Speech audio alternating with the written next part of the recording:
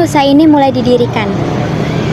Usaha rumah makan ini didirikan sekitar tahun 2021 di bulan Agustus setelah COVID.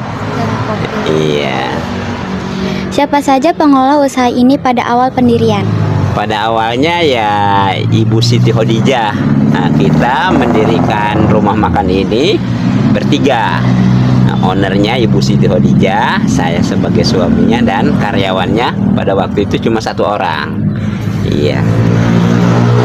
Di manakah alamat usaha ini? Alamat rumah makan ini beralamat di Kampung Sabitangtu ya, Jalan Raya Rangkas Pandeglang, kilometer dari Pandeglang sekitar 3 kiloan ya. Ya, dari kota Pandeglang. Berapa jumlah karyawan usaha saat ini, Pak? Jumlah karyawan untuk saat ini ya, rumah makan Sop Iga Si Bungsu itu kurang lebih ada 8 orang nih. Iya, 8 orang. Perempuan 4, yang laki-lakinya 4. Nah, oke. Bagaimana jam kerja dari usaha ini?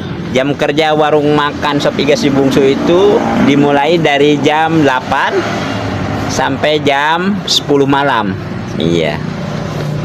Bagaimana sistem penggajian karyawan, Pak? Penggajiannya ya, penggajiannya ada yang harian, ada per hari, ada yang mingguan, dan ada yang bulanan, tergantung maunya karyawannya. Ya. Bagaimana kondisi setelah pandemi dan pasca pandemi? Apakah banyak pengunjung konsumen? Alhamdulillah, kalau usaha rumah makan ya, kita kan bukanya setelah pandemi itu ya mengalami ada peningkatan. Nah, setelah pandemi COVID di 2019 kita buka, setelah buka lockdown itu kita usaha, alhamdulillah berjalan.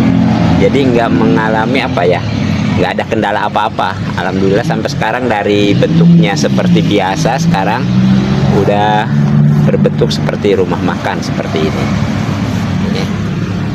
Apa rencana dan strategi usaha untuk menang persaingan, Pak? Kalau rencana kita tetap ya, rencana kita itu kita berencana untuk membenahi ini. Kan tadinya awalnya kan kita nggak sekaligus bikin rumah makannya bentuknya seperti ini, jadi step by step, satu persatu. Dari ada saung 3 kita, terus penambahan lagi saung, terus ada saung kursi, rencana kita itu. Terus sekarang tuh ada saung kerucut, nanti kedepannya juga kita akan membenahi itu parkiran ya, parkiran, sama pengen dibikin saung lagi, saung yang lebih panjang untuk menampung 20 orang. Apa saja jenis produk yang ditawarkan, Pak? Banyak kalau jenis produk kita tawarkan. Dari pertama itu sop iga ya, ada iga bakarnya, ada belut, ada ikan bakar ya, mau ikan guramenya ya, ikan nilanya, ikan lautnya, terus ada seafoodnya juga, sayurannya ada yang spesial kita, spesial Pandeglang itu sayur lada, angin lada. Sayurannya, terus banyak, ada apa lagi itu, seafoodnya, cumi, udang ya, pokoknya dari ikan asin kita juga ada, ikan asinnya biasa telur dadar, cuma kita sekarang konsepnya dadakan, jadi serba dadakan. Konsumen atau pelanggan mau makan, tunggu sebentar, diolah, disajikan, jadi serba fresh, serba baru atau hangat. Udah. Apa ada inovasi produk dari tahun ke tahun, Pak? Inovasi ada kita. Sebelumnya yang namanya kita baru iga bakar, sop iga. Nah, itu inovasi itu kita berubah dari sop iga, ada iga bakar. Terus ada lagi itu belut ya. Nah, belut, terus kalau angin lada ya dari awal ada ya, cuma 2 aja dulu untuk sementara inovasinya. Jadi iganya tadinya sop iga jadi iga bakar sama belut. Apa produk unggulan yang dijual? Yaitu best sellernya atau unggulan di rumah makan Sop Iga Si Bungsu itu ya Best sellernya itu sop iga, iga bakar untuk saat ini. Terus belut sama angin lada, ciri khasnya ya. Bagaimana kualitas produk yang Anda tawarkan? Kayak pemilihan bahan bakunya, Pak. Pemilihan bahan baku kita alhamdulillah kata disuplai dari, untuk yang lain disuplai dari pengirim ya, kita dikirim seperti iga itu kita dapat kualitasnya yang baik, banyak dagingnya, terus belutnya juga bukan belut yang kecil gitu ya. Terus sayur-sayurannya yang segar-segar, jadi bukan sayuran yang biasa ya, yang busuk atau yang apa. Alhamdulillah kita kualitas bahan bakunya tetap nomor 1 ya. Bagaimana tahapan dalam proses pembuatan produk ini? Tahapannya ya seperti itu aja. Kalau umpamanya sop iga ini ya, salah satu contoh aja sop iga ya, kita dapat kiriman iganya itu kan iga mentah. Nah kita olah itu direbus, pertamanya direbus ya, kita hitung ini kita mau bikin berapa porsi nih, untuk seumpamanya 20 porsi. Untuk satu porsi itu satu mangkok ya, ada 3 kan isinya, berarti 2 kali 3 60 ya gitu. 60 bilah ya, 60 biji lah gitu. Itu dicuci pakai air bersih biasa, direbus sama panci khusus ya. Nah, sekitar setengah jam lah kurang lebih. Nanti kan dari panci khusus itu kan ada bunyi itu, dari situ sekitar 15 menit itu kita angkat, udah mateng. Nanti si air sopnya itu, air rebusan itu dibikin buat kuah sopnya gitu. Itu baru diracik sama bumbu-bumbu, itu rahasia bumbunya ada iya. Berapa harga yang ditawarkan, Pak? Pertama kita di 30 ya. Pertama kita buka itu di 30.000. Sekarang itu satu porsi itu adanya 3 biji ya. Kalau dulu 30 ada 2, sekarang ada 3 biji itu 35.000. Tapi dijamin puas, mantap, kenyang. Kalau untuk satu orang sih ya, kalau yang doyan makan mah emang kurang kayaknya atau kenyang, tapi yang itu mah kadang-kadang suka sisa ya gitu. Jadi satu porsi satu mangkok isinya 3, harga 35 ya udah. Bagaimana strategi penetapan harga yang ditetapkan untuk produk yang ditawarkan?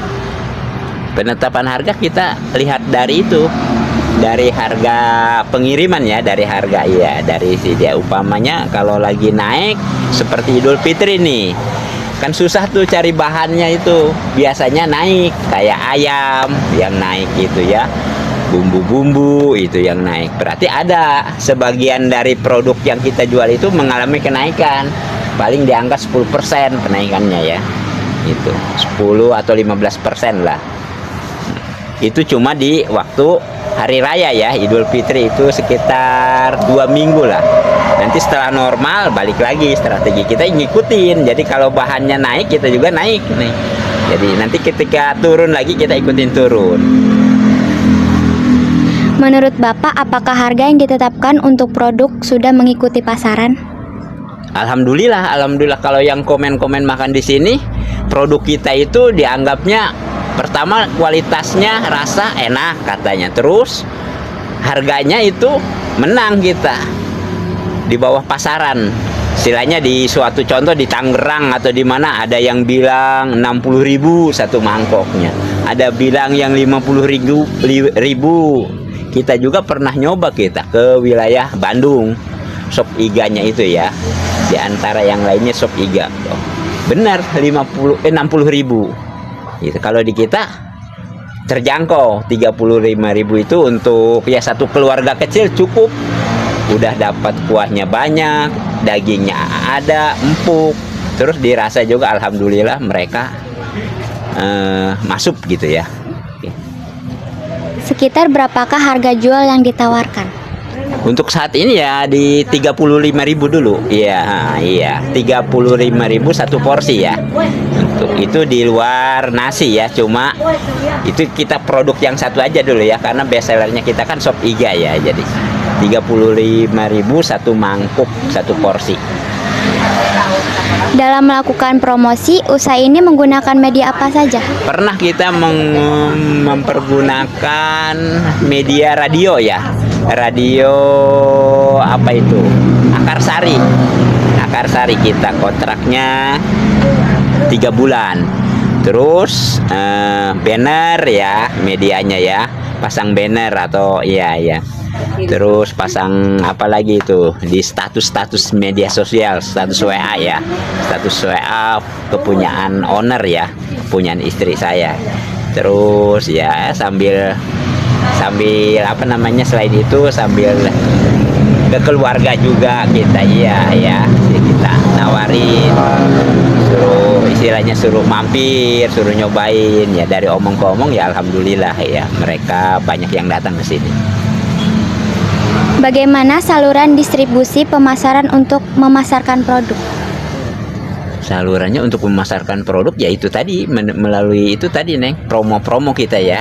Terus bahasa orang dari sini mah omong ke omong ya. Oh alhamdulillah ya, jadi dari orang ke orang. Jadi untuk pemasarannya tetap tadi teh udah kita coba melalui media ya, radio ya, melalui apa namanya status WA ya, seperti itu, melalui banner yaitu. Siapa dan sampai manakah pemasaran produk ini? Untuk saat ini ya kita di sini aja pemasaran mah ya, di rumah makan, di warung makan aja itu. Lokasi yang seperti apa yang dipilih untuk memasarkan produk? Alasannya apa? Lokasi ya, kita namanya warung makan kan kita harus pilih yang strategis kan ya. Pertama lokasinya harus dekat dengan jalan raya, terus harus menarik ya sama orang, terus harus ada parkiran gitu ya, itu aja. Apa yang menjadi keunggulan dalam usaha ini? Keunggulannya alhamdulillah ya, kita orang yang makan atau customer yang makan ke rumah makan Sop Iga Si Bungsu ya, pada puas gitu.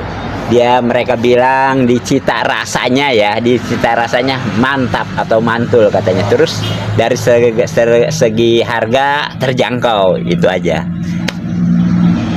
Apakah ada kelemahan pada usaha ini, Pak? Ya alhamdulillah ya, selama ini kita selalu apa namanya ya, selalu berbenah gitu, introspeksi ya, selalu berbenah.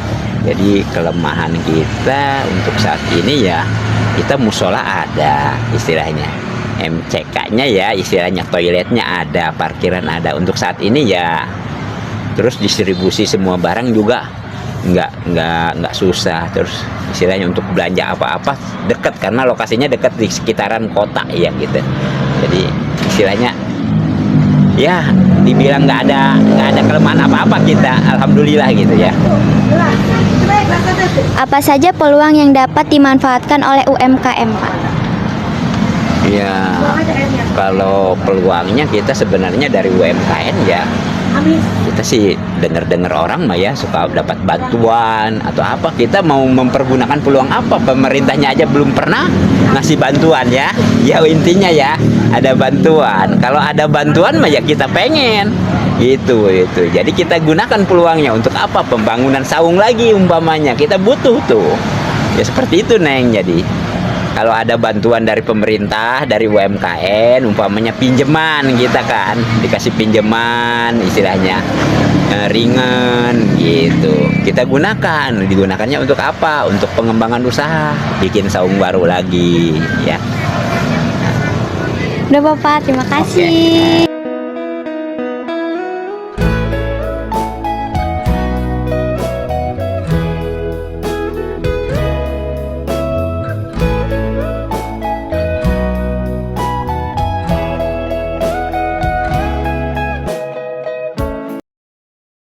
Cukup sekian dari observasi dari kelompok P5.